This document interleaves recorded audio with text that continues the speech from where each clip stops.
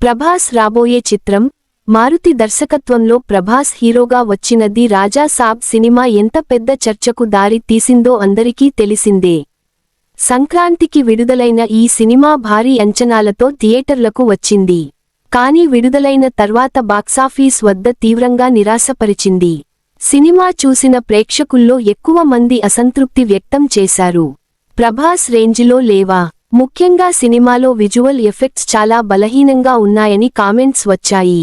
ప్రభాస్ లాంటి స్టార్ హీరోకి సరైన స్థాయిలో గ్రాఫిక్స్ ఉపయోగించలేదని అభిమానులు మండిపడ్డారు.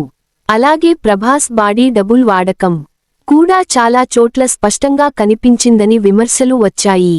దీంతో సినిమా చూస్తున్నప్పుడు కనెక్ట్ అవ్వలేకపోయామని ప్రేక్షకులు చెప్పుకున్నారు.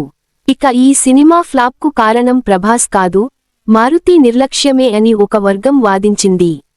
ప్రభాస్ తన పాత్రకు న్యాయం చేసినా దర్శకత్వంలో స్పష్టత లేకపోవడం వల్లే సినిమా డిజాస్టర్ అయిందని టాక్ నడిచింది. అంతేకాదు, విజువల్ ఎఫెక్ట్స్ పేరుతో ప్రొడ్యూసర్ నుంచి భారీ మొత్తాలు ఖర్చయ్యాయని, ఆ విషయంలో కూడా అనేక అనుమానాలు వ్యక్తమయ్యాయి.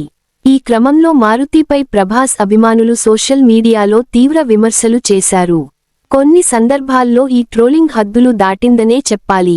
ఈ వివాదాల మధ్య ఇక ప్రభాస్, మారుతి కాంబినేషన్ మళ్లీ రాదు అని చాలా మంది భావించారు. కానీ ఇప్పుడు వినిపిస్తున్న వార్తలు అందరికీ షాక్ ఇస్తున్నాయి. తాజా సమాచారం ప్రకారం ప్రభాస్ మరోసారి మారుతికే తన కొత్త సినిమా అవకాశం ఇచ్చారట. అంతేకాదు, ఈ ప్రాజెక్ట్ కోసం ప్రభాస్ ఇప్పటికే హోంబాలే ఫిల్మ్స్ ద్వారా మారుతికి అడ్వాన్స్ కూడా ఏర్పాటు చేసినట్లు టాక్. ప్రస్తుతం మారుతి స్క్రిప్ట్ పనిలో బిజీగా ఉన్నారని సమాచారం. స్క్రిప్ట్ పూర్తయ్యాక ప్రభాస్ ఈ సినిమాను ముందుకు తీసుకెళ్లాలని భావిస్తున్నారట.